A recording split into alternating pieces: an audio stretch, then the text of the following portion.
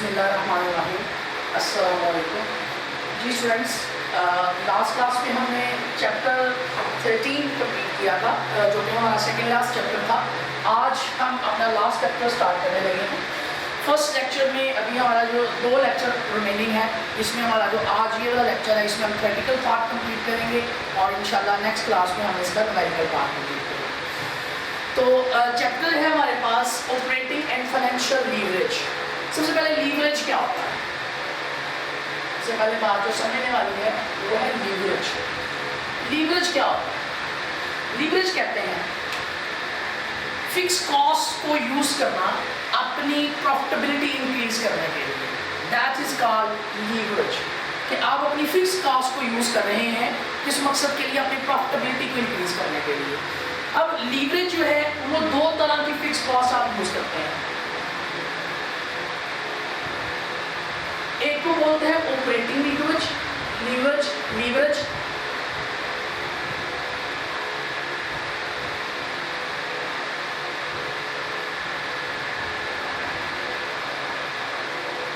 एक को बोलते हैं फाइनेंसिंग लीवरेज।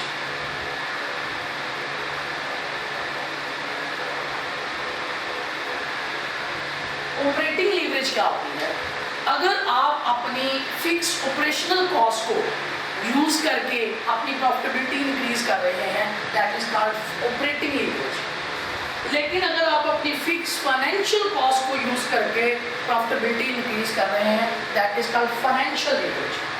लीवरेज क्या है? Use of fix cost. Fix cost से क्या मुराद है? 2 तरह की कॉस्ट होती है, variable cost and fix cost. Variable cost होती है जो यूनिट ऑफ प्रोडक्शन के साथ इंक्रीज होती रहती है। फिक्स कॉस्ट होती है जो एक दफा लगा दी जाती है, उसके बाद वो चेंज नहीं होती। लेकिन अब आप एक फिक्स कॉस्ट लगी हुई है, आप एक नंबर ऑफ यूनिट बना रहे हैं, लेकिन आप कह रहे हैं कि मैं वेरिएबल चेंज नहीं करना चाह रहा, मैं फिक्स की कैपेसिटी इंक्रीज कर दूं, जिससे क्या हो, जिससे ज़्यादा प्रोडक्शन हो, ज़्यादा सेल होनी शुरू हो जाए, हमारी जो प्रॉफिटेबिलिटी इंक्रीज हो जाए। तो अगर आप ऑपरेशन से मुतल्लिका ये काम कर रहे हैं, फॉर एग्जाम्पल आप कोई नया एसेट खरीद लेते हैं, नया एसेट खरीदते हैं, आपकी जो है प्रोडक्टिविटी बढ़ जाती है। तो ये जो फिक्स एसेट है ये बेसिकली फिक्स कॉस्ट है, और फिक्स कॉस्ट को बढ़ाने से आपकी जो प्रॉफिटेबिलिटी इंक्रीज होगी, तो उसको हम बोलेंगे ऑपरेटिंग, क्योंकि ऑपरेशन सिंपल का है। दूसरी है फाइनेंशियल लीवरेज। आपके पास पैसा कम था, आपने लोगों से उधार ले लिया, ये जो है लाइबिलिटी ले ली, उधार है, आप जब उधार लेंगे तो कुछ ना कुछ इंटरेस्ट पे करेंगे, दैट इज फाइनेंशियल कॉस्ट। तो फाइनेंशियल कॉस्ट जो है बेसिकली फिक्स कॉस्ट है, ये आपको हर साल बाद पढ़नी ही पढ़नी है। तो ये इससे इसका ताल्लुक कोई यूनिट, इनकी यूनिट बढ़ेंगे तो ये बढ़ जाएगी, ये फिक्स रहेगी। तो ये एक फाइनेंस को लाने के लिए बिजनेस के अंदर, तो आप उससे जो है प्रोडक्शन इंक्रीज करते हैं, जैसे फाइनेंस ज़्यादा आएगा उससे आप मजीद प्रोडक्शन इंक्रीज करेंगे, तो उसकी जो कॉस्ट आपको पड़ेगी that is called financial cost, और इस लीवरेज को हम बोलेंगे फाइनेंशियल लीवरेज। इससे हम ये आपके पास डेफिनेशन, अगर आप पेज नंबर 420 देखेंगे तो उसमें लीवरेज की डेफिनेशन भी है, the cost of use of fix cost in the attempt to increase the profitability. और ऑपरेटिंग लीवरेज भी है, the use of fix operating cost, कि आप अपनी ऑपरेटिंग कॉस्ट को यूज करके, फिक्स ऑपरेटिंग कॉस्ट वेरिएबल भी होती है, लेकिन आपने फिक्स ऑपरेटिंग कॉस्ट को यूज करके अपनी प्रॉफिटेबिलिटी को इंक्रीज कर रहे हैं। तीसरी बात है financial leverage, the use of fix financial cost.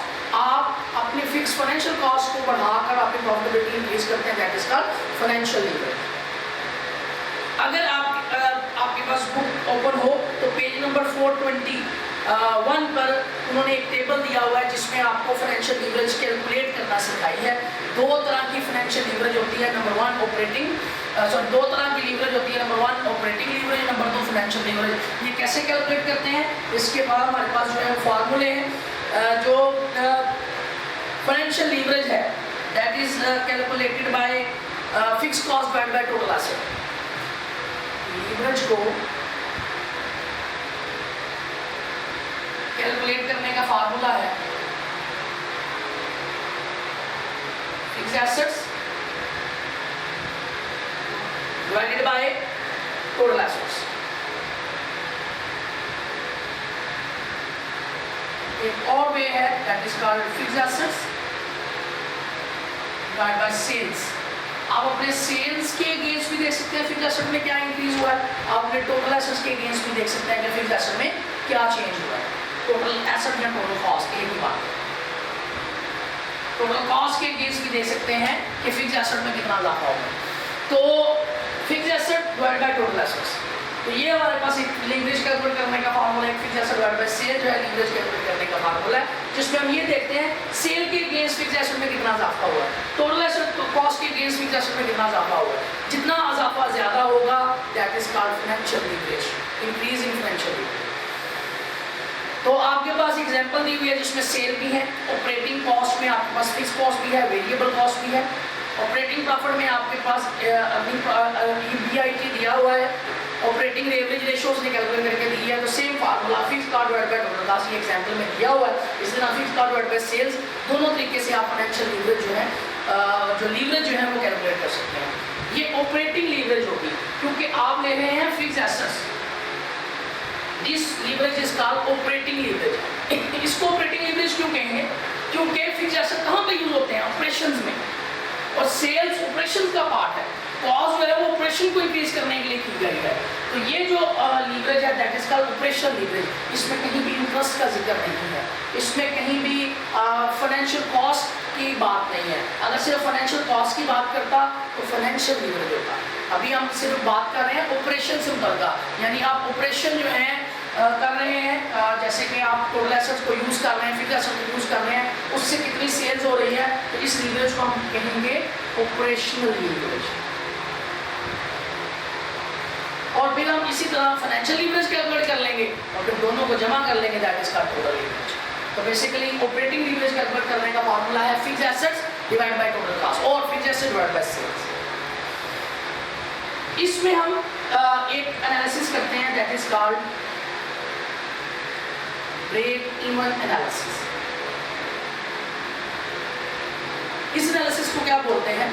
Basically the analysis of sales, total revenue, total cost, that analysis का break even analysis. Break even किसको कहते हैं? ब्रेक इवन वो पॉइंट होता है जहां पे आपकी total revenue is equal to total cost, no profit no loss की सिचुएशन में होता है। तो इस चीज का एनालिसिस करना, किस चीज का? टोटल रेवेन्यू का, टोटल कॉस्ट का, प्रॉफिटेबिलिटी का एनालिसिस करने को हम ब्रेक इवन एनालिसिस कहते हैं। The analysis of total revenue और टोटल कॉस्ट और profitability of the company is called break even analysis. तो यहाँ पे डेफिनेशन भी आपके पास गिवन है, a technique for studying the relationship among the fixed cost, variable cost, sale volume और profit is called। तो आप सेल वॉल्यूम अपनी कॉस्ट का, कॉस्ट में ज़्यादा दोनों कॉस्ट का एनालिसिस करेंगे, चाहे वो फिक्स है चाहे वो वेरिएबल है, और इसी तरह आप प्रॉफिटेबिलिटी का जो एनालिसिस कर रहे हैं that is called break even analysis. उसके बाद एक और टर्म यूज होती है that is break even chart.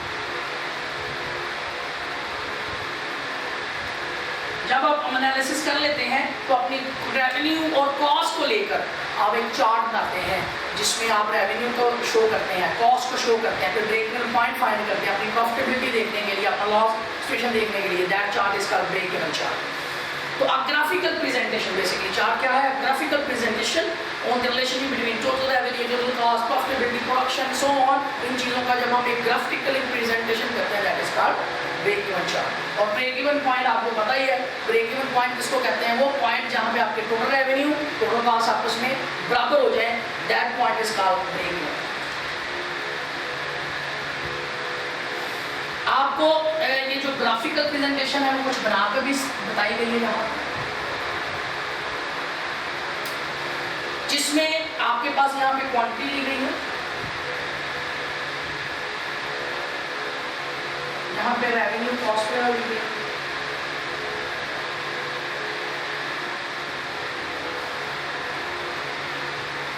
उसके बाद आपको पता होना चाहिए कि फॉर एग्जाम्पल यहाँ पे आप 1000 यूनिट बना रहे हैं, यहाँ पे 2000 यूनिट बना रहे हैं, यहाँ पे 3000 यूनिट बना रहे हैं, यहाँ पे 4000 यूनिट बना रहे हैं, यहाँ पे 5000, 6000 एंड सो ऑन।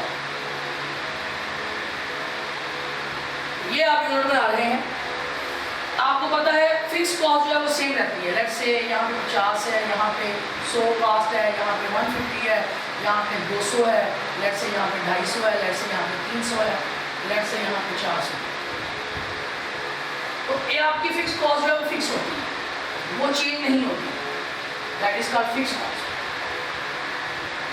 ये चेंज नहीं होगी। वेरिएबल जो है वो टाइम टू टाइम, जब 0 यूनिट थे 0 थी, जब 1000 यूनिट हो गए बढ़ गई, जब 2000 हो गए और बढ़ जाएगी, जब 3000 हो जाएंगे और बढ़ जाएगी, जब 4000 हो जाएंगे और बढ़ जाएगी, जब 5000 हो जाएंगे और बढ़ जाएगी, 6000 हो जाएगी। तो जो वेरिएबल कॉस्ट है वो यूनिट ऑफ प्रोडक्शन के साथ साथ बढ़ती रहती है। तो जाहिर है अगर मैं टोटल कॉस्ट की बात करूं तो टोटल कॉस्ट यहाँ शुरू होगी ना, अगर 0 यूनिट बनाए फिर भी 200 पढ़ना ही पड़ना है, फिक्स कॉस्ट होएगी होएगी। इसका मतलब है टोटल कॉस्ट यहाँ पे अगर 0 यूनिट प्रोड्यूस करेंगे तो टोटल कॉस्ट 200, अगर 1 करेंगे तो थोड़ी सी और इंक्रीज हो जाएगी, फिर थोड़ी सी और इंक्रीज हो जाएगी, फिर थोड़ी सी जैसे जैसे यूनिट बढ़ाते जाएंगे टोटल कॉस्ट बढ़ती जाएगी। लेकिन यहाँ से स्टार्ट होगी, क्योंकि अगर आप कोई भी यूनिट ना बनाए फिर भी आपको 200 पढ़ना ही पड़ना है, क्योंकि फिक्स कॉस्ट जो है वो चाहे एक भी यूनिट ना बनाए वो पड़ती ही रहती है। उसके बाद ज़ाहिर है आप जब आप अगर प्रॉफिट अर्न कर रहे हैं तो आपका जो है जब हम थोड़े से यूनिट भेजेंगे आपका प्रॉफिट थोड़ा सा बढ़ेगा, फिर और यूनिट भेजेंगे और बढ़ेगा, फिर और यूनिट भेजेंगे और बढ़ेगा, फिर और यूनिट, जैसे जैसे आप यूनिट भेजते जाएंगे आपका प्रॉफिट जो है वो इंक्रीज होता चला जाएगा। तो ये टोटल कॉस्ट और ये प्रॉफिट, टोटल रेवेन्यू, आपका रेवेन्यू बढ़ता है। तो जो कॉस्ट और रेवेन्यू में फर्क है उसको हम बोलते हैं प्रॉफिट। यानी आपका ये टोटल रेवेन्यू आपने कमाया, ये उस पर जो है रेवेन्यू कमाने में कॉस्ट है, ये जो डिफरेंट है दैट इज द प्रॉफिट। तो ये जो यहाँ से लेकर यहाँ तक सिचुएशन है वो प्रॉफिट का है। और जो ये पॉइंट है जहाँ पे टोटल रेवेन्यू और टोटल कॉस्ट अपने से बराबर हो जाती है that is called break even point, इसको हम बोलते हैं ब्रेक इवन पॉइंट। तो इस तरह से जो है हम इसको जो है कैलकुलेट कर सकते हैं। ब्रेक इवन पॉइंट कैलकुलेट करने के लिए हमारे पास एक फार्मूला हम नॉर्मली जो है वो यहाँ पे यूज करते हैं, that is quantity. Break even quantity find करनी होती है, क्वांटिटी ब्रेक इवन, बीई से बात है break even. Quantity is equal to fix cost divided by price minus variable cost. Price से मुराद है, पी से मुराद है एक यूनिट की price, price of per unit, P से मुराद है प्राइस ऑफ पर यूनिट। जबकि आपने अगर इसमें से प्रॉफिटेबिलिटी, अब ये कैसे पता चला, fix cost divide by P minus variable cost, यानी आपकी प्राइस में से जब वेरिएबल कॉस्ट माइनस कर देंगे वो आपको प्रॉफिट होगा। तो fix cost divide by profit, in other words fix cost divide by profit. तो ये फिक्स कॉस्ट है आपकी और ये प्रॉफिट है आपका। तो फिक्स कॉस्ट को जब प्रॉफिट पे डिवाइड करेंगे that is called quantity of BE, break even quantity. उसके बाद आपने अगर earning before interest and tax यहां पे निकालना है, उसका फार्मूला क्या बनेगा, P Q, P means price, Q means quantity, quantity of break even, minus B Q, जितने यूनिट आपने सेल किए हैं, बेसिकली यहाँ पे ब्रेक इवन पॉइंट ही होगा, यहाँ पे क्वांटिटी जितनी आपने सेल की है। तो प्राइस, एक यूनिट की प्राइस प्लस मल्टीप्लाई बाय जितने यूनिट बेचे हैं, वेरिएबल कॉस्ट मल्टीप्लाई बाय जितने यूनिट बेचे हैं, माइनस फिक्स कॉस्ट, थोड़ा सा आगे तक माइनस फिक्स कॉस्ट। जब आप प्राइस में से वेरिएबल कॉस्ट माइनस कर देंगे तो आपका एक प्रॉफिट आ जाएगा, उस प्रॉफिट में से आपने फिक्स कॉस्ट माइनस कर देनी होती है। जब आप फिक्स कॉस्ट माइनस कर देंगे तो आंसर आ जाएगा आपका earning before interest and tax. इन दोनों में से हम क्यू कॉमन भी ले सकते हैं, क्यू पी माइनस बी, ये इस तरह भी हम इसको लिख सकते हैं, Q P minus B minus fix cost. तो हम earning before interest and tax के फार्मूले को इस तरह लिख सकते हैं। और बेसिकली यहाँ से ही वो फार्मूला फाइंड किया गया है। तो ब्रेक इवन पॉइंट क्या होता है, वो पॉइंट जहाँ पे आपका प्रॉफिट जीरो हो जाए, नो प्रॉफिट नो लॉस। इसका मतलब है अगर मैं इसकी जगह EBIT की जगह पे जीरो रख दूँ, फॉर एग्जाम्पल मैं ब्रेक इवन पॉइंट, अब मैं ब्रेक इवन पॉइंट की तरफ जा रहा हूँ कि अगर मैं इसकी जगह जीरो रख दूँ तो मैंने क्वांटिटी फाइंड करनी है, तो क्या करूँगा, पहले फिक्स कॉस्ट लगा के प्लस होगी ना, ये माइनस फिक्स कॉस्ट से लगा के प्लस हो जाएगी। Fix cost is equal to Q P minus V, ये इधर मल्टीप्लाई और राइट लगा के डिवाइड हो जाएगा। तो Q quantity of break even is equal to fix cost minus price minus variable cost.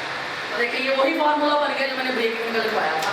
तो ये earning before interest and tax के फार्मूले से ही ये फार्मूला जो है हम ब्रेक इवन क्वांटिटी का फार्मूला जो है फाइंड कर सकते हैं। यहाँ पे एक एग्जांपल दी हुई है, उससे इसको समझाया भी गया है कि अगर 1 लाख रुपए फिक्स कॉस्ट हो, 50 रुपए उसकी सेलिंग प्राइस हो, वेरिएबल कॉस्ट उस पर अगर 25 रुपये आती हो, तो बताएं कितने यूनिट बेचे तो वो ब्रेक इवन पॉइंट पे हो, तो उसका आंसर उसने 4000 जो है कैलकुलेट करके दिया हुआ है। एक एग्जाम्पल उसने सॉल्व किया। इस ब्रेक इवन कैलकुलेट करने का एक अल्टरनेटिव वे भी है जिसको आप सेल प्राइस से कैलकुलेट कर सकते हैं। उसका formula basically sale of break even point से फाइंड किया गया है, जिसको कुछ इस तरह से ये quantity sale of break even point से भी हम इसको ब्रेक इवन पॉइंट कैलकुलेट कर सकते हैं, लेकिन मोस्ट अप्रोप्रिएट वो वे जो है वो है जिसका फार्मूला है fix cost divided by 1 minus variable cost divided by supply sales, इससे बना रहा है sales, variable cost divided by sale. ये आपके पास है फार्मूला, इससे भी हम ये कैलकुलेट कर सकते हैं। जब आपके पास क्वांटिटी की बजाय सेल्स की प्राइस दी हो और हमें ब्रेक इवन पॉइंट कैलकुलेट करने की बजाय कैलकुलेट करने के लिए बोल दिया जाए, तो हम इस फार्मूले से भी ब्रेक इवन एनालिसिस कर सकते हैं। तो यहाँ से हमने जो बातें समझ में आई है, पहली वाली बात कि लीवरेज क्या होती है, that is basically the fix cost that a company use to increase their profit. और लीवरेज दो तरह की होती है, ऑपरेटिंग लीवरेज या फाइनेंशियल लीवरेज। ऑपरेटिंग लीवरेज क्या है? अगर आप अपनी ऑपरेशनल फिक्स कॉस्ट को बढ़ा दें, ऑपरेशनल फिक्स कॉस्ट को यूज कर रहे हैं किस मकसद के लिए, प्रॉफिटेबिलिटी कमाने के लिए, that is called operating leverage. और दूसरी है फाइनेंशियल लीवरेज। अगर आप फाइनेंशियल कॉस्ट को, फिक्स फाइनेंशियल कॉस्ट को इंक्रीज कर रहे हैं, मतलब आप लोन ले रहे हैं और आपकी फिक्स फाइनेंशियल कॉस्ट मतलब इंटरेस्ट वगैरह जो है वो इंक्रीज हो रहा है, तो that is called financial leverage. अभी हम ऑपरेटिंग लीवरेज की बात करने लगे हैं। ऑपरेटिंग लीवरेज में हमने कैलकुलेट करने का फार्मूला पढ़ा, fix asset divided by total cost. यहाँ इसको अगर सेल से कैलकुलेट करें तो fix asset divided by sale. इसमें हम एक ब्रेक इवन एनालिसिस करते हैं जिससे हमें earning before interest and tax और हम उससे क्वांटिटी डिमांड भी निकाल सकते हैं, जिसको ये ग्राफिकल प्रेजेंटेशन की है। तो यहाँ पे आपको ब्रेक इवन पॉइंट का फार्मूला, ये EBIT का फार्मूला, ऑपरेशनल लीवरेज के फार्मूले आपको आने चाहिए जो कि आगे क्वेश्चंस में यूज होंगे। इसको मैं रेज कर रहा हूँ, बस जगह कम है बाकी चीजें एक्सप्लेन करने के लिए।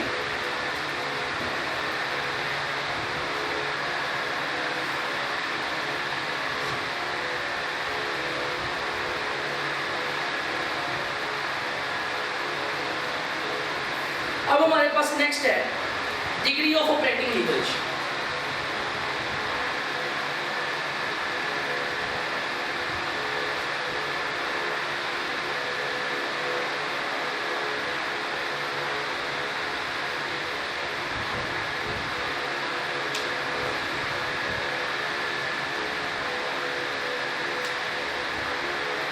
हाँ जी, डिग्री ऑफ ऑपरेटिंग लीवरेज किसी को कहते हैं? डिग्री कहते हैं basically change in your profitability. आपकी प्रॉफिटेबिलिटी में जितना चेंज आया है, किसकी वजह से? Change in fix operating cost. आपने फिक्स ऑपरेटिंग कॉस्ट बढ़ाई, अब आपने देखना है इसके बढ़ने की वजह से मेरी प्रॉफिटेबिलिटी में चेंज कितना आया है, that is called degree of operating leverage. कि आपकी ऑपरेटिंग लीवरेज का डिग्री क्या है।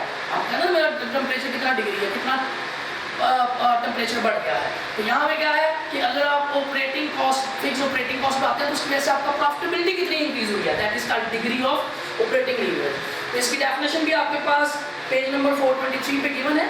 दी परसेंटेज चेंज, यहाँ पे चेंज परसेंटेज में लिया गया है, in the firms operating profitability, उसकी प्रॉफिटेबिलिटी में बढ़ना, रिजल्टिंग 1% चेंज इन आउटपुट, उसकी आउटपुट में 1% चेंज होने की वजह से उसके जो है प्रॉफिटेबिलिटी में कितना इंक्रीज आया, that is called degree of operating leverage. तो change in operating profit divided by change in sale, degree of operating leverage, DOL से याद करते हैं, डिग्री ऑफ ऑपरेटिंग लीवरेज। इसको हम ज़ाहिर करते हैं change in earning before interest and tax. Profit में कितना चेंज आया, due to change in sale, sale की वजह से। ज़ाहिर है जब आप ऑपरेटिंग कॉस्ट लगाएंगे तो आपकी प्रोडक्शन इंक्रीज होगी, तो प्रोडक्शन इंक्रीज होगी तो सेल इंक्रीज होगी, तो चेंज इन सेल, सेल होगा तो प्रॉफिट होगी ना। तो हम ऑपरेटिंग कॉस्ट लगा दें, ऑपरेटिंग कॉस्ट लगाने की वजह से प्रोडक्शन भी बढ़ जाए, लेकिन लेकिन चीज़ें सेल ही ना हो क्या फायदा। तो इसलिए हम प्रोडक्शन चेंज इन प्रोडक्शन ही लेंगे, चेंज इन सेल लेंगे, क्योंकि प्रॉफिटेबिलिटी का ताल्लुक सेल से होता है, प्रोडक्शन से नहीं होता। तो degree of leverage is equal to change in EBIT। अब EBIT में क्या चेंज आया है उसको कैलकुलेट करने के लिए हमारे पास फार्मूला आता है EBIT, earning before interest and tax, जो कि पहले था, प्लस फिक्स कॉस्ट। हमने मजीद कितनी फिक्स कॉस्ट लगाने की वजह से उसमें चेंज आया, जाहिर है, divided by EBIT, earning before interest and tax, और मल्टीप्लाई बाय 100, इसको परसेंटेज में देना चाहिए। तो ये हमारे पास एक फार्मूला है। चेंज इन EBIT हम इससे मेजर करेंगे, चेंज इन सेल हम इससे मेजर करेंगे, तो हम इसको डिवाइड करेंगे, तो हमारे पास जो फार्मूला, जो आंसर आएगा that is called degree of operation leverage. ये फार्मूला भी आपको याद होना चाहिए। अगर आप इसको ये है, अगर ये है डिग्री ऑफ सेल यूनिट में कैलकुलेट करने का,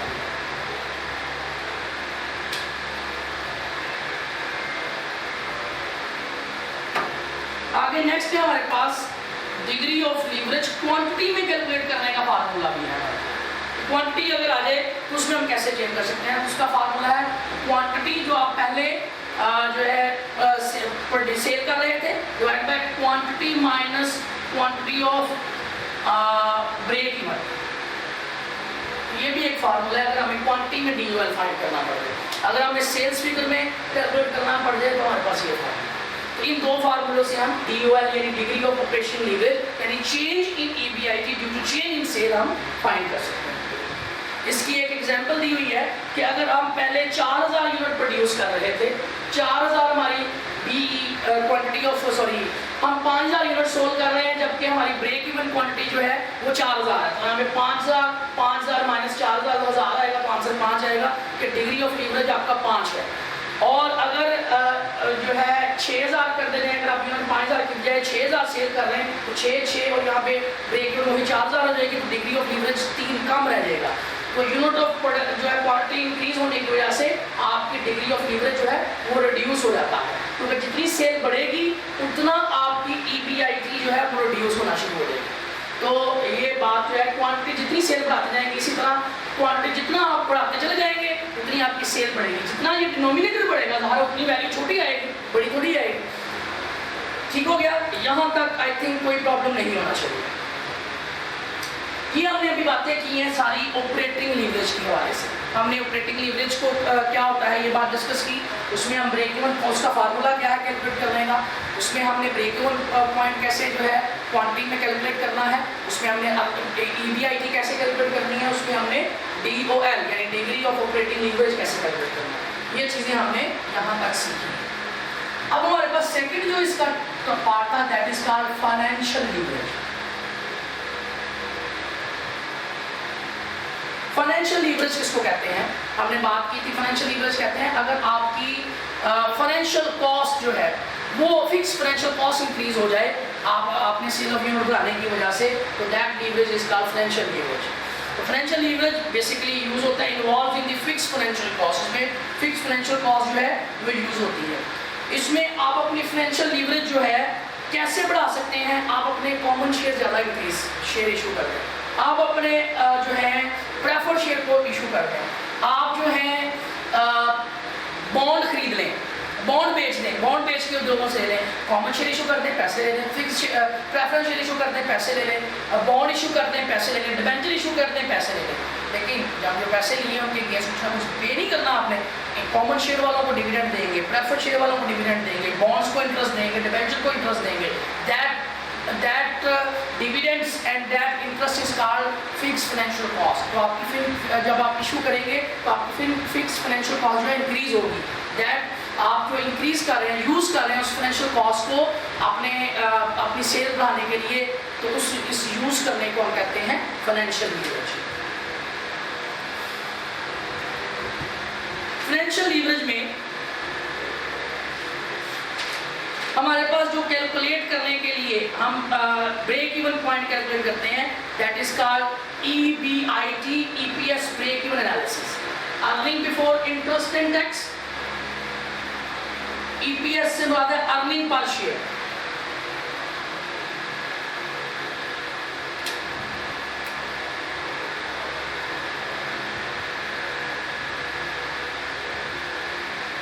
earning before interest and tax,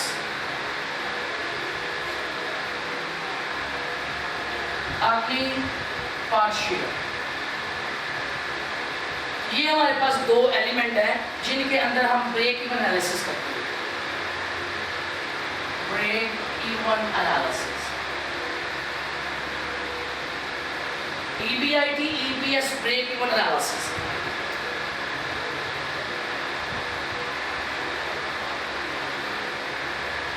कहता है कि ये एनालिसिस क्या है, ब्रेक इवन एनालिसिस को बोलते हैं। बेसिकली जब आप earning before interest and tax, आप प्रॉफिट कमा रहे हैं, आपने क्या किया, सेल में से आपने CDS माइनस किया, GP आ गया, GP में से आपने अपने तमाम ऑपरेटिंग एक्सपेंस माइनस किए, तो हमारे पास जो आता है वो ऑपरेटिंग प्रॉफिट या earning before interest and tax आता है, दैट इज कॉल्ड अर्निंग। उसमें से आपने टैक्स और इंटरेस्ट माइनस करने के बाद जो आपके पास नेट प्रॉफिट आता है, उसमें से आपने लोगों को पेमेंट, जो आपके कॉमन शेयर्स होते हैं उनको डिविडेंड पे करना होता है। तो उसके लिए हम अर्निंग पर शेयर कैलकुलेट करते हैं, जिसका फार्मूला कुछ यूँ भी होता है, earning per share is equal to earning before interest and tax divide by number of share outstanding.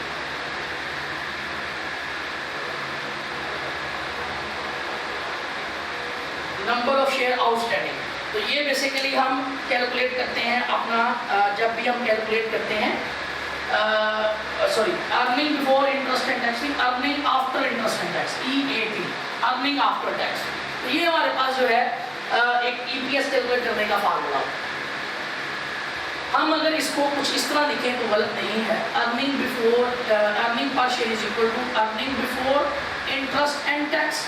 इससे मुराद होता है आपने जो है इनकम स्टेटमेंट पूरी पढ़ी है, जिसमें sale minus CGS operating profit, sorry, gross profit आता है, उसके बाद ऑपरेटिंग माइनस करें तो EBIT आता है, अर्निंग बिफोर इंटरेस्ट है, जिसको हम ऑपरेटिंग प्रॉफिट भी कहते हैं। उसमें से आप इंटरेस्ट और टैक्स माइनस करते हैं। इसका मतलब है हमें EAT चाहिए, लेकिन हमारे पास EBIT है, earning before interest and tax है। इसमें से आप माइनस कर देंगे इंटरेस्ट, आई से मुराद है इंटरेस्ट, तो बाद में आपने क्या माइनस, इंटरेस्ट माइनस हो गया, तो आ गया अर्निंग बिफोर टैक्स। अब आपने टैक्स भी माइनस करना है, तो टैक्स कैसे माइनस करते हैं, 1 माइनस T से मुराद है टैक्स रेट, और माइनस PD से मुराद है डिविडेंड पेड। अगर तो आपके पास जो है प्रेफरेंस शेयर है, उनको डिविडेंड देना है, या आपने इंटरेस्ट पे करनी है, ये दोनों आपने माइनस करने के बाद, यानी आपने 3 चीज़ें माइनस करनी है, एक इंटरेस्ट है, दूसरा आपका टैक्स है, तीसरा जो है वो PD, यानी आपने जो डिविडेंड पे किया वो माइनस करने के बाद जो आपके पास रिमेनिंग नेट प्रॉफिट बचेगा, उसको आप नंबर ऑफ शेयर आउटस्टैंडिंग को हमने NS से ज़ाहिर किया है, नंबर ऑफ शेयर आउटस्टैंडिंग। तो इस फार्मूले से हम EPS जो है फाइंड कर सकते हैं।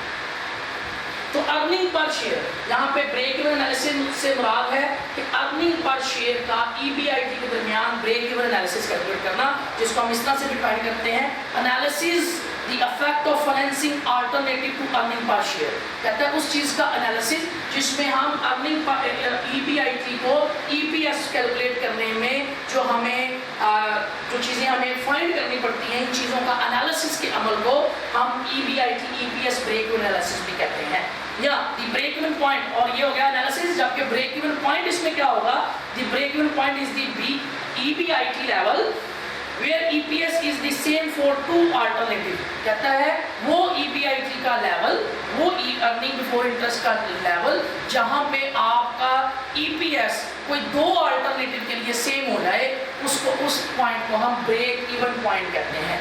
यानी आपके नंबर ऑफ शेयर जो है वो जितने मर्जी हो जाए, आप अर्निंग पर शेयर की जो कैलकुलेशन ले रहे हैं वो एक सिचुएशन के साथ भी वही हो, दूसरे सिचुएशन के साथ भी हो। अब सिचुएशन क्या हो सकती है कि आपने जो नंबर ऑफ शेयर आउटस्टैंडिंग है, या आपकी जो इन्वेस्टमेंट है, आपने हो सकता है कॉमन शेयर में भी पैसे जमा करवाए हों, आपने प्रेफरेंस शेयर में भी जमा करवाए हों, आपने बॉन्ड्स भी खरीदे हों, टोटल आपके पास जो है वो पैसा आया है जिससे आपने अर्निंग कमाई है। अब आपने इन लोगों को इंटरेस्ट भी देना है, प्रेफरेंस शेयर को भी डिविडेंड देना है और कॉमन शेयर को भी डिविडेंड देना है। तो दो सिचुएशन है, आपने 50% कॉमन आउटस्टैंडिंग में बनाया, 30% प्रेफरेंस बताया, बाकी 20% आपने जो है वो इंटरेस्ट में इन्वेस्टमेंट की हुई है। तो ये सिचुएशन, और अगर मैं थोड़ा सा चेंज कर दूं, 50 की बजाय 40% इधर इन्वेस्टमेंट है, 40% इधर है, 20% इधर है, तो दोनों पॉइंट पे जब हमने ईपीएस कैलकुलेट किया और वो सेम निकला तो that is called break even point. तो इसमें आपको ईपीएस कैलकुलेट करने का ये फार्मूला आपको आना चाहिए। इसको समझाने के लिए एक एग्जांपल दी हुई है, अगर आप जब ये लेक्चर सुन रहे हो तो पेज नंबर 428 आपके पास ओपन होना चाहिए, जिसमें उसने अर्निंग पर शेयर कैलकुलेट करने के दिया है। उसी तरह उसने earning before interest and tax दी हुई है, उसके बाद उसने उसमें से इंटरेस्ट माइनस किया है तो फिर अर्निंग बिफोर टैक्स आ गया। उसके बाद उसने जो है उसमें से टैक्स भी माइनस कर दिया है और प्रेफरेंस शेयर डिविडेंड भी जो है वो दोनों चीज़ें माइनस कर दी अगर है तो सवाल में। तो ये दोनों जब माइनस कर देंगे तो earning available to common stock आ गया। उसके बाद नीचे नंबर ऑफ शेयर आउटस्टैंडिंग था जो कि उन दोनों को आपस में डिवाइड किया गया, earning available to common stock share या earning after interest and tax, एक ही बात है। तो ये आपके पास वैल्यू दी हुई है, इसको आप डिवाइड करके उसने नीचे अर्निंग पर शेयर आपको तीनों सिचुएशन में, कॉमन स्टॉक की सिचुएशन में, डेट की सिचुएशन में, प्रेफर्ड स्टॉक की सिचुएशन में आपको समझाया। कहता है अगर सारी जो है इन्वेस्टमेंट कॉमन स्टॉक में है, आपके पास कोई भी आपने सूद नहीं लिया, पहली सिचुएशन की बात कर रहा हूँ जिसमें कॉमन स्टॉक के नीचे सब कुछ दिया, जाहिर है जब आप कॉमन स्टॉक में सारी इन्वेस्टमेंट कर देंगे तो ना आपने बॉन्ड खरीदे हैं, ना बेचर खरीदे, ना सूद देना पड़ेगा, ना आपने प्रेफरेंस डिविडेंड इशू किए हैं, इसका मतलब ना उनको डिविडेंड देना पड़ेगा। तो कॉमन स्टॉक के केस में देखिए 27 lakh earning before interest and tax था, कोई भी सूद पे करना नहीं पड़ा, 27 लाख का आंसर आ गया। उसके बाद आपने ज़ाहिर है टैक्स देना ही देना, चाहे आप जिसमें मर्जी इन्वेस्टमेंट करें, फिर आपने टैक्स पे किया तो रिमेनिंग आ गया।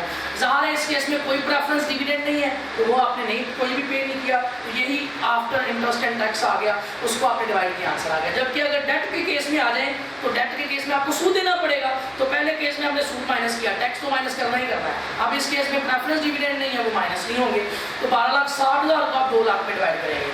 जबकि तीसरे केस में आ जाए तो प्रेफर्ड स्टॉक वाला केस है, उसमें 27 लाख रुपए आपके पास ईबीटी आई है, इंटरेस्ट तो होगा ही नहीं क्योंकि डेट नहीं है, बॉन्ड्स नहीं है।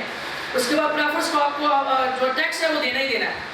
उसके बाद जो आंसर आएगा उसमें से आपने प्रेफरेंस डिविडेंड जो देना है प्रेफरेंस शेयर को वो माइनस करेंगे, फिर जो आंसर आएगा उसको डिवाइड करेंगे इसके साथ नंबर ऑफ शेयर्स के साथ अर्निंग पर शेयर आएगा। तो 3 अलग-अलग सिचुएशंस जो हैं उसने बता दी है। अगर आपकी कॉमन स्टॉक में इन्वेस्टमेंट हो तो क्या ईपीएस आएगा, अगर डेट में इन्वेस्टमेंट हो तो क्या ईपीएस आएगा, अगर प्रेफरेंस स्टॉक में हो तो क्या ईपीएस आएगा। अगर दो सिचुएशन पे ये दोनों बराबर आ जाए, यानी आप अगर डेट में इन्वेस्टमेंट करें और अगर आप कॉमन शेयर में सारी इन्वेस्टमेंट करें और उनका ईपीएस जो है बराबर है, इस केस में तो बराबर नहीं आ रहा, लेकिन अगर ये बराबर आ जाता है ईपीएस तो that is called break even point, उसको हम ब्रेक इवन पॉइंट कहते हैं।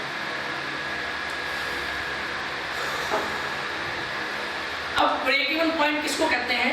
वो पॉइंट जहां पर आपका ईबीआईटी, आपका earning before interest and tax जो है आपका जो है आपने अगर कॉमन स्टॉक में कैलकुलेट किया हुआ है उसका अर्निंग पर शेयर, और अगर आपने डिविडेंड डिबेंचर्स या किसी भी डेट वाले कर्जे में आपने इन्वेस्टमेंट किए या प्रेफर्ड स्टॉक में इन्वेस्टमेंट किया उनसे हासिल किया हुआ अर्निंग जो है ईपीएस, अर्निंग पर शेयर अगर आपस में बराबर हो जाए तो उसको हम ब्रेक इवन पॉइंट जो है वो कहेंगे। अब हम जो है डिफरेंट केसेस में हमारे पास डिफरेंट कैलकुलेशन है, जैसे कि इन केस आपके पास जो है लेट्स से इसी सिचुएशन जो आपके पास ये 3 सिचुएशन दी हुई हैं उसकी बात कर रहा है। अगर इन सब केसेस में आपके पास प्रेफरेंस डिविडेंड नहीं है, पहला उसने अगर आपके पास पेज ओपन हो तो पेज नंबर 429 में एक सिचुएशन सॉल्व की है, उसके लिए आपको एग्जाम्पल पढ़ना जरूरी है। एग्जाम्पल में पढ़ रहा हूँ, the second data point chosen chiefly because of it case of calculation. हमने सेकंड डाटा पॉइंट यानी फर्स्ट कॉमन को छोड़ दिया, हमने डेट वाला जो है वो पिक किया। जब आप डेट वाला पिक करते हैं इज वेयर ईपीएस इज 0, जहाँ पे हम ईपीएस जो है वो 0 ज्यूम कर लेते हैं, 0 मीन्स ब्रेक इवन पॉइंट। यानी आप समझते हैं कि आपका जो तीनों में हासिल किया हुआ जो EPS है उसको हम जीरो कंसीडर करते हैं। तो this is simply EBIT necessity to cover all fix cost. इससे मुराद ये है कि आप अर्निंग वो इंटरेस्ट एंड टैक्स से सिर्फ आप जो है फिक्स कॉस्ट जो है वो जो है पूरी की जा रही है उस अर्निंग बिफोर एंड टैक्स से। तो हम 6.10 वाली एग्जांपल जो है वो पिक कर रहे हैं, उसका फार्मूला है ये वाला EPS, ये हमारे पास फार्मूला है। तो हमने सेकंड इन्वेस्टमेंट की है। सेकंड इन्वेस्टमेंट से मुराद है कि हमारे पास ये वाला जो है PD से मुराद है पे टू प्रेफरेंस डिविडेंड। आपने प्रेफरेंस डिविडेंड को जो पेमेंट करनी है वो नहीं है, यानी पहला कॉमन स्टॉक, दूसरा उसने बात की, अगर आप एग्जांपल 16.3 देखें, पहला कॉमन स्टॉक, दूसरा डेट और तीसरा प्रेफरेंस स्टॉक। उसने कहा प्रेफरेंस स्टॉक को छोड़ दें, हम दूसरे की सिर्फ बात कर रहे हैं, प्रेफरेंस स्टॉक में आपकी इन्वेस्टमेंट नहीं है। इसका मतलब PD आपका जीरो होगा, आपने डिविडेंड यहाँ पे जीरो पे किया है। और EPS भी हम जीरो रख रहे हैं, हम ये सब सोच रहे हैं कि ये ब्रेक इवन पॉइंट है जहाँ पे EPS जो है वो इक्वल हो जाएंगे। इसका मतलब है ये इसको हम जीरो करेंगे, इसको जगह हम जीरो रखेंगे। EBIT इंटरेस्ट हम यहाँ पे कैलकुलेट करेंगे। इंटरेस्ट जो है जब हम पहला केस सिर्फ कॉमन स्टॉक वाला अगर केस लें, सिंपल कॉमन स्टॉक वाला, यहाँ पे I भी जीरो है। अगर हम सेकंड केस लेंगे वहां पे I जीरो नहीं होगा, सिर्फ PD जीरो होगा। अगर हम थर्ड पॉइंट भी ले लेंगे तो IB की कुछ अमाउंट आएगी, PD की भी कुछ अमाउंट आएगी। तो ये बात ये में रखिएगा, आपने ये देखते रहना है कि PD कितना है, I कितना है। आप अगर कोई डेट में इन्वेस्टमेंट कर रहे हैं तो I आएगा, अगर आप डेट में इन्वेस्टमेंट नहीं कर रहे तो जीरो। अगर आप प्रेफरेंस डिविडेंड में इन्वेस्टमेंट कर रहे हैं तो कुछ ना कुछ अमाउंट आएगी, डिविडेंड पे करेंगे। और अगर आप प्रेफरेंस डिविडेंड में कोई आप डिविडेंड पे नहीं कर रहे तो है ही नहीं प्रेफरेंस शेयर, तो इसकी जगह पे जीरो आ जाएगा। तो इस तरह से हम जो है इसकी कैलकुलेशन जो है वो की जा सकती है, जिससे हम EBIT कैलकुलेट कर सकते हैं। अब EBIT जो है वो कैसे कैलकुलेट करेंगे? फॉर एग्जांपल अगर हम यहाँ पे कहते हैं ये ब्रेकिंग पॉइंट में ये जीरो है, पहला केस हम ले रहे हैं, हमने EBIT कैलकुलेट करना है माइनस I हम कह रहे हैं पहला सिचुएशन है इंटरेस्ट रेट भी जीरो है।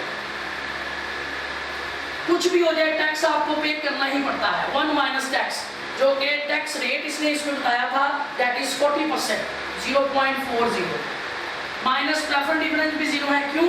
क्योंकि हमने पहली सिचुएशन ली है कॉमन स्टॉक वाली, ना आप प्रेफरेंस स्टॉक की तरफ जा रहे हैं ना आप डिविडेंड की तरफ जा रहे हैं।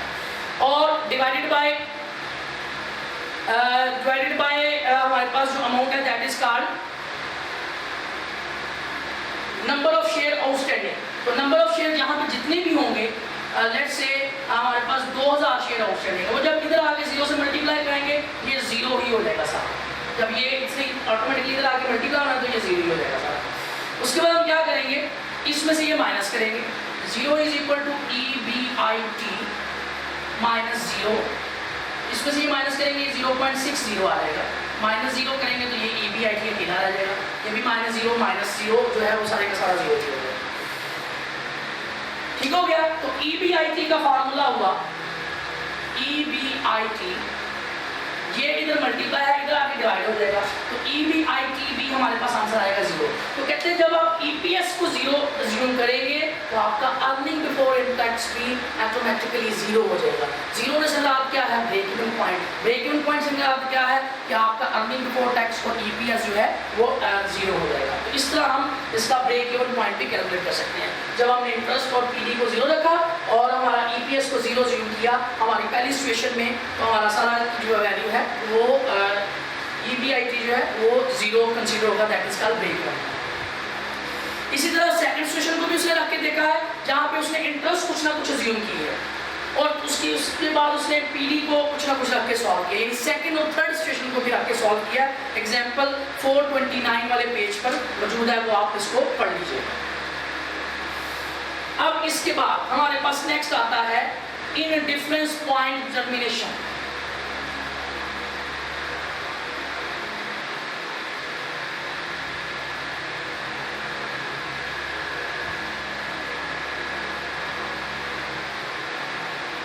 इन डिफरेंस पॉइंट डिटरमिनेशन,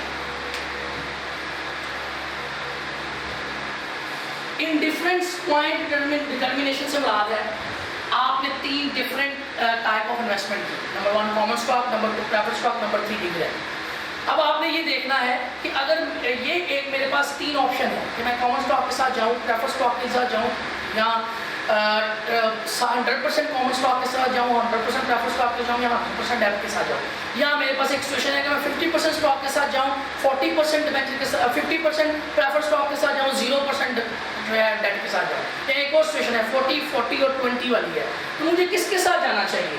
तो इसको देखने के लिए हम जो है वो इन डिफरेंस पॉइंट डिटर्मिनेशन करते हैं कि तीनों पॉइंट में डिफरेंस क्या है, तीनों पॉइंट को हम किस तरह जो है वो कैलकुलेट कर सकते हैं। तो उसके लिए हम दो सिचुएशन का इकट्ठा जो है वो कंपैरिजन कर सकते हैं। वो कैसे? हम लिखेंगे EBIT, दो सिचुएशन हम लेंगे, कोई सी भी दो जो उसने गिवन होगी, माइनस इंटरेस्ट, लेकिन वो पहले का लेंगे, पहले पॉइंट का interest, 1 minus T,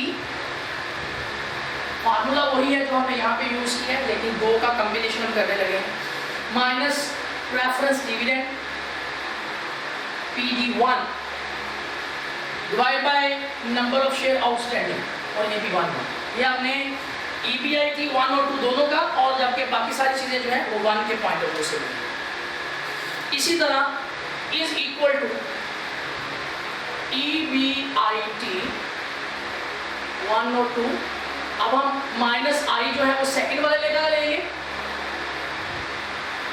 1 minus T, इसी तरह हम PB जो है वो भी सेकंड वाले का लेंगे, डिवाइड बाय NS2। इस तरीके से हम एनालिसिस करेंगे अपने जो है दो पॉइंट के दरमियान डिफरेंस कितना है, क्या डिफरेंस है दो पॉइंट्स के दरमियान। लेट्स से हमारी पहली जो है वो इन्वेस्टमेंट कॉमन स्टॉक में है सारी, दूसरी इन्वेस्टमेंट जो है वो हमारी डेट में है। अगर आप एग्जांपल के लिए देखना चाहें तो पेज नंबर 430 पे ये एग्जांपल दी हुई है।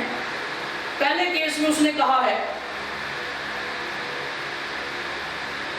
पहले केस में उसने कहा है कि हम जो है सिर्फ सारी की सारी इसके बारे में बात कर रहे हैं कि हमने सारी की सारी इन्वेस्टमेंट कॉमन स्टॉक में की, जबकि इसके लिए वो कहता है कि मैंने डेट में इन्वेस्टमेंट की, सेकंड में कुछ ना कुछ इन्वेस्टमेंट जो है वो डेट में। तो अब क्या होगा, अब हमने EBIT कैलकुलेट करना है, हमने ये देखना है कि दोनों को मिला के हमारे पास क्या earning before interest and tax आता है। पहले केस में कॉमन स्टॉक है तो उसका मतलब है कोई डेट नहीं है, जब कोई डेट नहीं है तो कोई इंटरेस्ट भी नहीं है। उसके बाद हमें पता है टैक्स पढ़ना ही पढ़ना है, चाहे आप जो सी मर्जी सिचुएशन ले लें। टैक्स का रेट है 0.40, टैक्स का रेट है 4.40, और जब आप कॉमन स्टॉक सारे ले लेंगे तो प्रेफर्ड स्टॉक में भी कुछ ना कुछ पे नहीं करना पड़ेगा। तो यहाँ तक आई थिंक कोई प्रॉब्लम नहीं होनी चाहिए। जबकि नंबर ऑफ शेयर आउटस्टैंडिंग इस केस में 3 लाख है, इस केस में हमारे पास जो है 3 लाख आउटस्टैंडिंग शेयर, क्योंकि आपने सारी की सारी इन्वेस्टमेंट कॉमन स्टॉक में की। फिर हमें कौन सी सिचुएशन मिल गई, भाई ऐसे ना करो, सारे का सारा कॉमन स्टॉक में इन्वेस्टमेंट ना करो, 1 लाख जो है वो उधार पे इन्वेस्ट करो। हमने कहा ठीक है, EBIT अब हम इस केस में भी हमने कैलकुलेट करनी है। अब हमने क्या किया है, 1 लाख रुपया जो है वो हमने उधार वाले पैसों में इन्वेस्ट कर दिया है। तो उस पर इंटरेस्ट रेट था तकरीबन, लेट से वो इंटरेस्ट आई जो है वो कैलकुलेट किया, लेट से जितने परसेंट भी था वो बना 6 लाख। आपने ये पहले से इंटरेस्ट कैलकुलेट कर लेना कि वो कितने परसेंट है, जितनी भी आप इन्वेस्टमेंट करेंगे उसको आप इंटरेस्ट कैलकुलेट कर लेंगे। उसके बाद आपको पता है इस पे भी टैक्स पढ़ना ही पढ़ना है, 1 माइनस टी 0.40, इस पे भी कुछ ना कुछ आपको टैक्स पे करना ही पड़ेगा। अभी तक आप कोई भी प्रेफर्ड स्टॉक में कोई इन्वेस्टमेंट नहीं की, तो अब आपके पास जब 3 लाख की बजाय अब आपके पास शेयर कितने रह जाएंगे, 2 लाख, क्योंकि आपने 1 लाख शेयर की इन्वेस्टमेंट जो है वो डिबेंचर में कर दी है। फॉर एग्जांपल अगर 1 लाख शेयर है, एक शेयर 100 का हो तो इसका मतलब है 1 करोड़ रुपया बना, और 1 करोड़ का 6% टैक्स हो तो 6 लाख रुपया इंटरेस्ट हो तो 6 लाख रुपया इंटरेस्ट बनता है। ये 6% आपको क्वेश्चन में बताया जाएगा कि इंटरेस्ट रेट 6% है। तो आप क्या करेंगे कि 3 लाख मैंने शेयर में इन्वेस्टमेंट करनी है, 2 लाख करनी है, 1 लाख के शेयर की मैंने जो है वो उधार वाली इन्वेस्टमेंट करनी है, तो 1 लाख जब 100, इसका मतलब है उधार वाली इन्वेस्टमेंट 1 करोड़ बनी, 1 करोड़ का 6% टैक्स है तो 6% कैलकुलेट करके आप यहाँ पे इंटरेस्ट कैलकुलेट कर लेंगे। तो इस तरह आप इंटरेस्ट की वैल्यू यहाँ पे करेंगे। तो ये हमारे पास सिचुएशन आ गई। अब हमने कैलकुलेट करना है, कैसे कैलकुलेट करेंगे, इसमें से ये माइनस कर देंगे तो EBIT 1 और 2 आ जाएगा, इसमें से ये माइनस कर देंगे तो आंसर आ जाएगा 0.60 डिवाइड बाय 3 लाख। जब इसकी बारी आएगी तो हम करेंगे EBIT माइनस 6 लाख 0.60 जब उसमें से माइनस करेंगे डिवाइड बाय 2 लाख। अब आपको पता है क्रॉस मल्टीप्लिकेशन होती है, जब क्रॉस मल्टीप्लिकेशन होगी 2 लाख इधर आके मल्टीप्लाई हो जाएगा। EBIT 1 और 2 0.60 2 लाख। इसी तरह EBIT 1 और 2 माइनस, अच्छा अब हम इसको मल्टीप्लाई कर सकते हैं, इसको इससे मल्टीप्लाई कर दें, इसको इससे मल्टीप्लाई कर दें, ये दोनों हम मल्टीप्लाई करके लिख सकते हैं। जब हम EBIT को 0.6 से मल्टीप्लाई करेंगे ये बनेगा 0.60 EBIT 1। और जब 6 लाख को 0.60 से मल्टीप्लाई करेंगे, 6 लाख को 0.06 के साथ मल्टीप्लाई करेंगे, 6 लाख मल्टीप्लाई बाय 0.60 तो 3,60,000 आ जाएगा। और ये 3 लाख इधर मल्टीप्लाई हो रहा है, डिवाइड हो रहा है, इधर आके इसके साथ मल्टीप्लाई। तो इस तरह जो है हम इसकी वैल्यूज जो है वो देख लेंगे। अब देखें अब क्या होगा, इसको इससे मल्टीप्लाई करेंगे,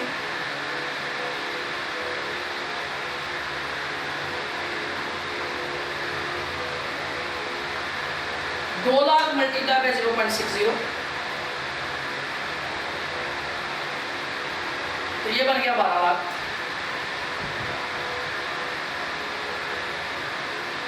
सॉरी 0.60 1,20,000 ये हो गया 0.60 EBIT 12 माइनस 3,60,000 और मल्टीप्लाई बाय 3 लाख। अब हम इसको इससे मल्टीप्लाई करेंगे, ये बन जाएगा 1,20,000 EBIT 192, जबकि ये 3 लाख इससे भी मल्टीप्लाई होगा, इससे भी मल्टीप्लाई होगा।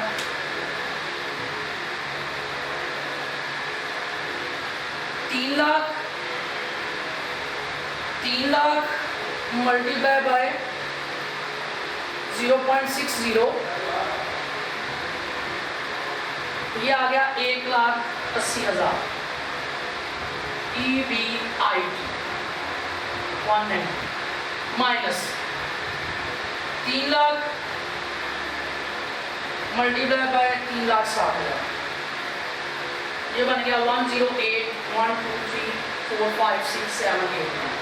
ये माइनस है इधर आके प्लस हो जाएगा, ये प्लस यहाँ ये प्लस है इधर आके माइनस हो जाएगा। तो 108 1 2 3 1 2 3 1 2 3 ये हो गया 1,80,000 EBIT 12 और ये इधर प्लस का ये इधर आके माइनस हो जाएगा 1,20,000 EBIT 190। इसमें से ये माइनस कर देंगे, 1,80,000 में से 1,20,000 माइनस करेंगे तो 60,000 EBIT 1 और ये रह जाएगा 108 1 2 3 4 5 6 7 8 9 ये 60,000 इधर आके डिवाइड हो जाएगा। EBIT 12 is equal to 108 divide by 60,000। इसको हम डिवाइड कर देंगे 60,000 तो हमारे पास आंसर आ जाएगा 18 लाख। तो इन दोनों से हमारा जो अर्निंग बिफोर इंटरेस्ट टैक्स है, इंटरेस्ट और जो है हमारे पास आ जाएगा, यानी अगर हम इंटरेस्ट में भी इन्वेस्टमेंट कर दें और कॉमन स्टॉक में भी इन्वेस्टमेंट कर दें तो हमारा कलेक्टिवली EBIT जो है वो 18 लाख रुपए होगा। तो ये होगी एक सिचुएशन।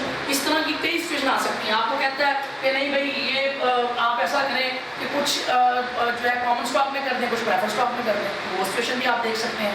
उनका दोनों को इकट्ठा करके आप देख लेंगे EBIT कितना है। इसी तरह आप ये भी कह सकते हैं कॉमन स्टॉक और जिस तरह हम अभी बात की है कि डिविडेंड में, या ये भी कह सकता है प्रेफरेंस स्टॉक और, लेकिन कॉमन स्टॉक कुछ ना कुछ होते ही हैं। प्रेफर्ड स्टॉक और डिबेंचर जो है वो ऑप्शनल होते हैं, जो इंटरेस्ट वाला फैक्टर है वो ऑप्शनल होता है, जबकि कॉमन स्टॉक जो है वो क्वेश्चन में मजबूत होता ही होता है। अब ये बात होगी फाइनेंशियल लीवरेज के हवाले से। जिस तरह हमने degree of operational leverage find किया था, इसी तरह डिग्री ऑफ फाइनेंशियल लीवरेज भी फाइंड करना।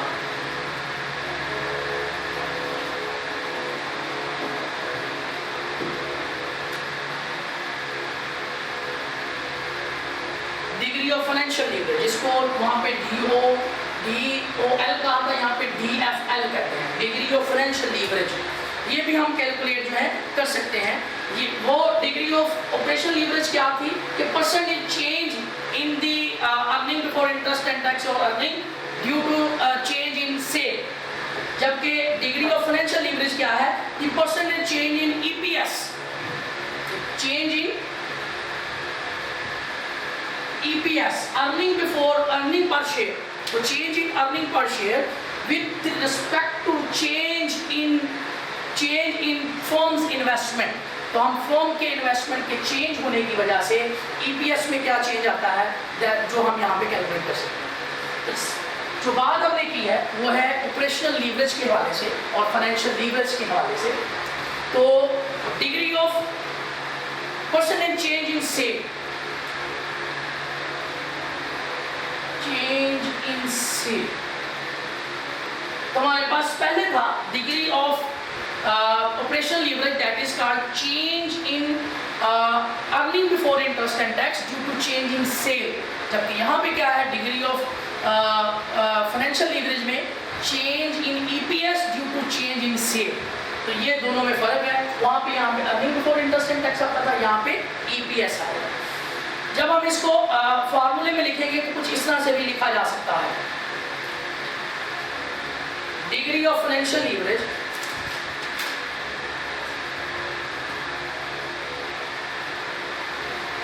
Change in EBIT,